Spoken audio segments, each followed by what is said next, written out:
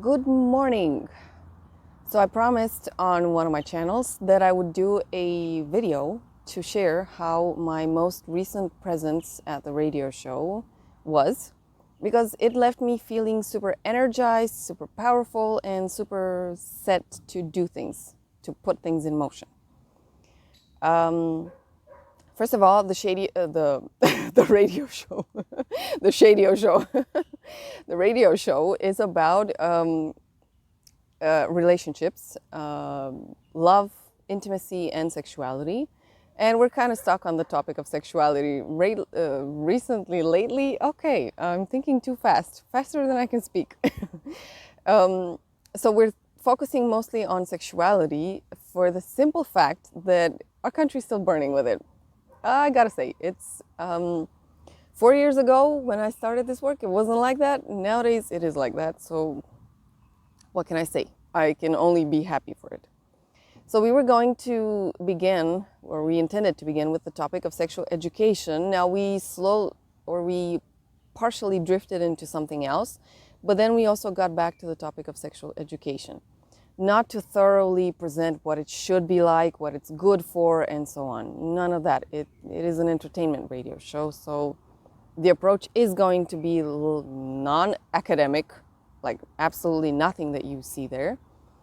And it is going to be honest from real people's perspectives, experiences, in my case, from my coaching experience.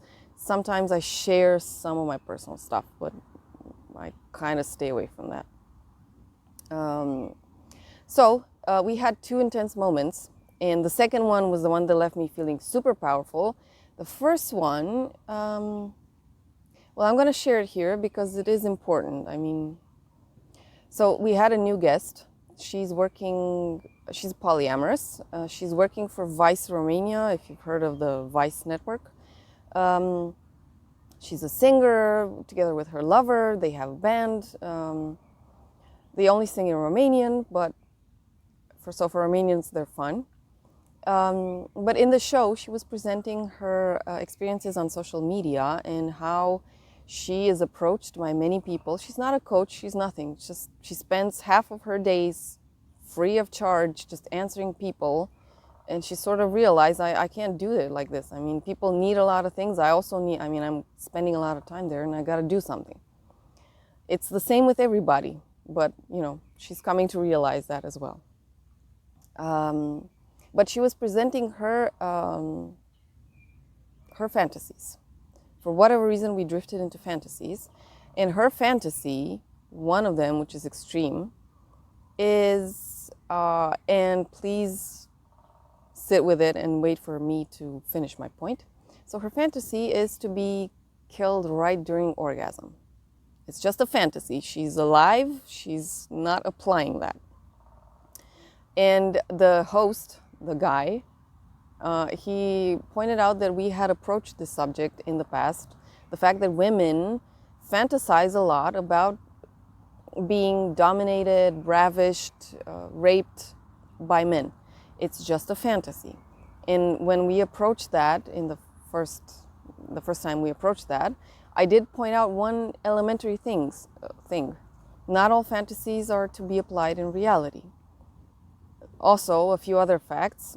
In your own fantasy, you don't need consent because you do whatever you see fit, and you don't have to give consent to anybody. You don't have to ask for consent from anybody. So it's just you. That's the only place where you don't need it. And also, it does take some skill to know which fantasies to apply and which fantasies to leave there. Because as I said in the beginning, not all fantasies are to be applied. And also, in these fantasies, and this woman is also the same, you are the one in control, in fact. Because in your own fantasy, you're the director, you're the cameraman, you're the post-production unit, you are the actor or actress, you play the secondary characters as well. I mean, everything is controlled by you. Nothing's actually going to happen to you. That's the only place where, in fact, you're only under the illusion that you're being controlled, because in fact you control everything. And this is what most people don't know, is that the thrill that they get is because they are in control and doing extreme things nobody gets harmed. That's the thrill of it. And women, that's one thing that they don't realize, that although they dream about being ravished and taken by somebody else, they're actually doing it. They're in the goddamn place of power. And it's not a popular perception. It's not a popular or mainstream way of behaving. That's why women who are super in charge of their own sexuality, they're kind of feared by others, although they're just in the place to say yes to something, no to something. To say, I like you, I don't like you. And because they are so direct and they don't sugarcoat it, that's what scares people. But, you know, it's extremely arousing to women, and women need to realize this, perhaps in the future. This woman was strong enough to own, look, my fantasy is that during orgasm, somebody shoots me. It's just her fantasy, but she owned it live. So when I intervened, I said, okay, let me tell you the philosophical interpretation of that also. So none of female power, femme, whatever, none of that. But the French call orgasm the little death, la petite mort. And philosophically speaking, this is what orgasm is, because your ego vanishes for a few moments, minutes, depending on your orgasmic capacity. So you blend in or unite, you become one with the other, or the more others if you're into polyamorous sex. So that was the philosophical interpretation. Like, okay, it may sound brutal to many people. It may sound very literally, like somebody kills you. But philosophically and psychologically, yes, there is a root to that. And that's how I brought the conversation to higher ground. I mean, it kind of felt too low, too brutal. So I said, okay, why don't we? And I did say something true.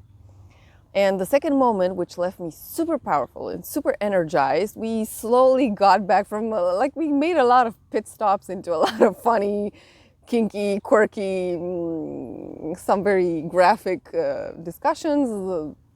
I can't really get into all of those here, but we did eventually get back to the topic of education. And because our host was,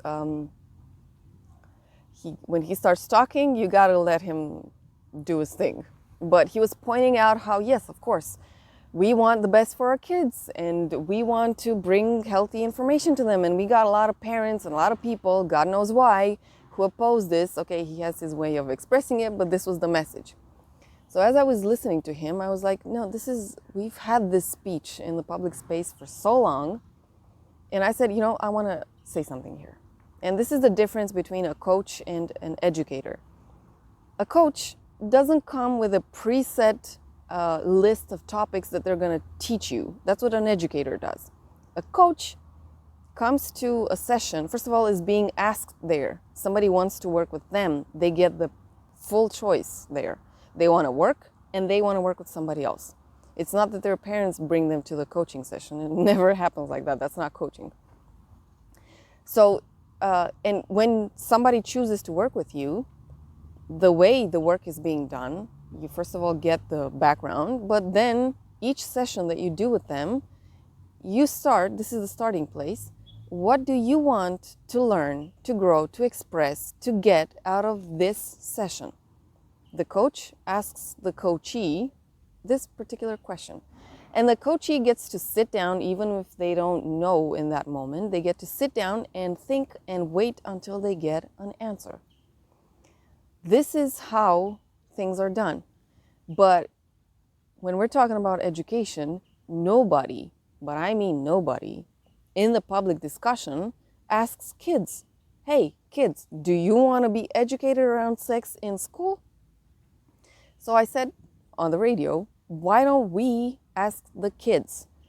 And this guy was looking like, whoa, that's actually a good idea, the kids referendum. I said, whatever you want to call it, why don't we publicly ask all kids in this country, do you want to, or, as many as you can reach, do you want to be educated around sexuality? I mean, we're sitting here grown-ups and deciding for them what we think is best for them, but maybe they want it, maybe they don't want it. Maybe they want to be taught some things, maybe they want to understand better certain things. I mean, if you're a parent, you already know your kid is going to come to you eventually and ask you, hey, mommy, or hey, daddy, how do kids come in the world? Why do girls look different from boys? Or what's sex? What is orgasm? What is anal sex? What is oral sex? Boy, when you as a parent get to be asked these kind of questions, what is a threesome? What is abortion? What is rape? I've had a lot of people in my Facebook list posting that they are receiving these kinds of questions. Whether they're teachers in school, whether they're parents.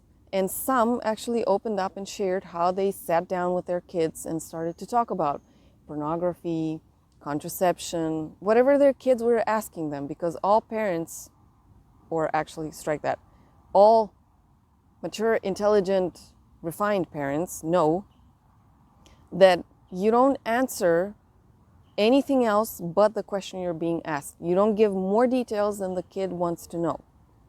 The kid will only ask unconsciously as much as they can handle at that time. This is in life also. You only ask as much as you are able to withstand as information. So that was a powerful moment from the show, the kids' referendum. And yeah, somebody should have a way, marketing campaigns. You have a lot of, in history, you've had a lot of marketing campaigns that were being done with encouraging people to share their stories, share their opinions, say something publicly and, pay it forward. I think this kind of a campaign for sexual education in our country would be not only revolutionary, that's what I'm all about, but it would be revolutionary because we're asking the kids. I don't know what most kids would say. Maybe they would say, we hate school and we don't want to be educated in our schools because schools suck. Maybe we want a different type of education. Some kids might say, just let me be. I'll go on Pornhub, XX Hamster, whatever other channels are out there, the ones that are free, accessible. And, you have a cell phone, you get there, period. So we don't know what the results might be. But the fact that somebody would publicly ask them, that would be the revolution, Stop freaking deciding for your own kids. Ask them, what do you want? This is how a lot of parents,